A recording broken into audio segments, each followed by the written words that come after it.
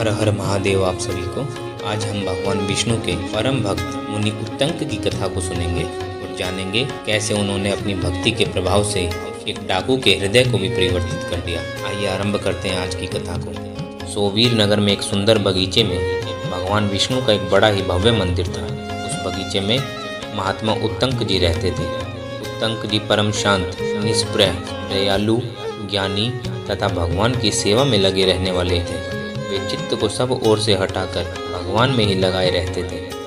उनकी सब क्रियाएं भगवान के लिए ही होती थी। मंदिर में वे भगवान की सेवा किया करते थे। एक दिन कणिक नामक व्याध डाकू मंदिर के पास से निकला। वह बड़ा ही क्रूर था।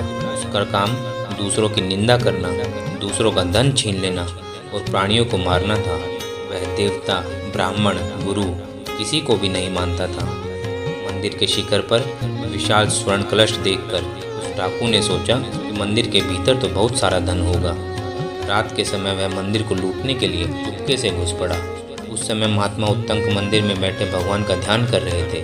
डाकू ने उन्हें मारने का विचार अपने मन में बनाया। वह तलवार खींचकर उनके सामने खड़ा हो गया।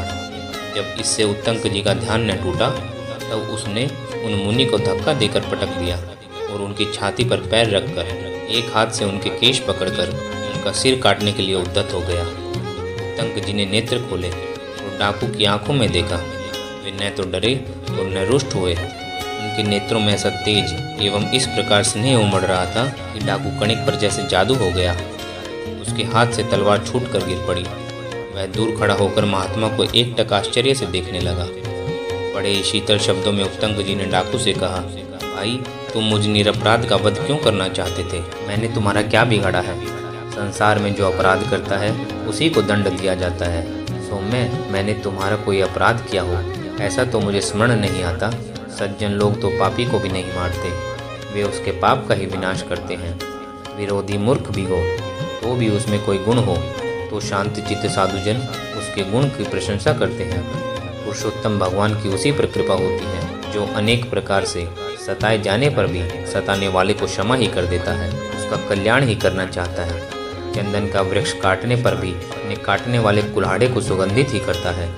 ऐसे ही संत जन किसी के द्वारा सताए जाने पर भी सताने वाले से शत्रुता न करके उसका हित ही करना चाहते हैं। यह विधाता का विधान ही कुछ विचित्र है कि सब प्रकार के संग का त्याग करके भगवान का भजन करने वाले लोगों को भी बुरे लोगों से कष्ट सहना पड़ता है। दुर्जन लोग सीधे साधे साधु लोगों को अकारण ही सताया करते हैं। बलवान को कोई नहीं सताता। घास तथा जल पर संतोष करने वाले मृग तथा मछलियों को ही व्याध तथा धीवर लोग मारा करते हैं। मनुष्य स्त्री, पुत्र तथा परिवार के मोह से जानबूझकर अपने ऊपर दुख लेता है। यह माया की ही महिमा है। जो दूसरे का धन लूटकर अपने परिवार का पालन करता है उसे भी सब छोड़कर एक दिन जाना पड़ेगा। मेरे माता पिता, मेरे स्त्री पुत्र, मेरा मित्र परिवार, इस प्रकार की ममता ही जीवों को सदा कलेश देती है। मरने के बाद तो मनुष्य के साथ उसके पाप और पुण्य ही जाते हैं।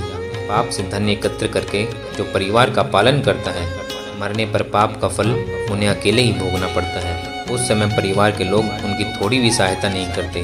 विषयासक्त मनुष्य यह जानकर कि प्रारब्ध में जो है वही होगा, उसे मिटाया नहीं जा सकता। मोहवश धन कमाकर सुखी होने की आशा करता है और इसी आशा में वह नाना प्रकार के पाप करता है। भाई, तुम यह क्या कर रहे हो? यह तुमने कभी सोचा है? इस पाप का कितना भयंकर फल होगा, इस पर तुमने कभी विचार किया है? यह मनुष्य जीवन पाप बटोरने में लगाया जाए, यह तो बड़ा ही अनर्थ है। यह जीवन तो भगवान को पाने के लिए ही जीव को मिलता है। तुम मोह छोड़कर जीवन को सफल बनाओ। पापों से अपने को अलग करके भगवान के भजन में लगो, इससे तुम्हारा कल्याण होगा। सत्संग की महिमा अपार है। व्याध पर महात्मा उत्तंक की वाणी का बड़ा ही प्रभाव पड़ा। उसका हृदय पूर्णतः बदल गया। वह पश्चाताप से व्याकुल होकर उन महात्मा के चरणों पर गिर पड़ा। अपने घोर कर्मों का स्मरण करके वह फूट फूट कर रोने लगा। वह कहने लगा, हाय, मैं बड़ा अधम हूँ। मैंने बड़े बड़े पाप किए हैं, मेरी क्या गति होगी? हे भगवान, हे अधमों को तारने वाले हरि, हे नारायण, मुझ पर दया करो। तुमको छोड़कर अब मुझे कौन सहारा दे सकता है? हमारे दुख के व्याध धड़ाम से गिर पड़ा और उसी समय उसकी मृत्यु हो गई। दयालु उत्तंक जी ने व्याध के मृत शरीर पर भगवान का चरणोदक छिड़क दिया। व्याध ने मरते समय पापों के लिए पश्चाताप किया था, भगवान का स्मरण किया था और उसके शरीर पर भगवान का चरणोदक पड़ा था। अतः वह सभी पापों से छूटकर भगवान के परम धाम का अधिकारी हो गया। भगवान के पार्षद विमान ले आए। दिव्य देह धारण करके विमान पर बैठकर भगवान के धाम को जाते समय उसने बार बार उत्तंक मुनि की स्तुति की। उनसे क्षमा मांगकर वह दिव्य धाम को चला गया। व्याध की यह सदगति देखकर उत्तंक मुनि चकित हो गए। भगवान की महिमा एवं उन दयामय की असीम दया का स्मरण करके उनका शरीर पुलकित हो गया। गदगद कंठ से वे भगवान की स्तुति करने लगे।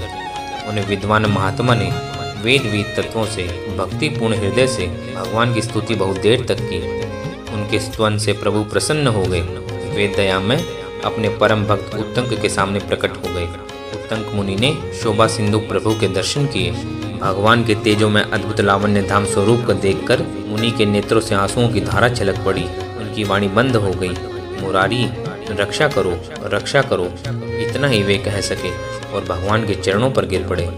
गरुड़ ध्वज श्री हरि ने अपने विशाल भुजाओं से मुनि को उठाकर अपने हृदय से लगा लिया। भगवान ने कहा, वत्स, मैं तुम पर प्रसन्न हूँ। तुम्हारे लिए अब कुछ भी असाध्य नहीं है। तुम जो चाहो वह मांग लो। मुनि ने बड़ी नम्रता से कहा, प्रभु, आप मुझे मोहित क्यों करते हो? मुझे कोई वरदान नहीं चाहिए। जन्म जन्मांतर में मेरी आपके चरणों में अविचल सदा भक्ति बनी रहे। मैं कीट पतंग, पशु पक्षी, सर्प, अजगर, राक्षस, पिशाच या मनुष्य किसी भी योनि में रहूं, हे केशव, आपकी कृपा से आप में मेरी सदा सर्वदा अव्यभिचारिणी भक्ति बनी रहे।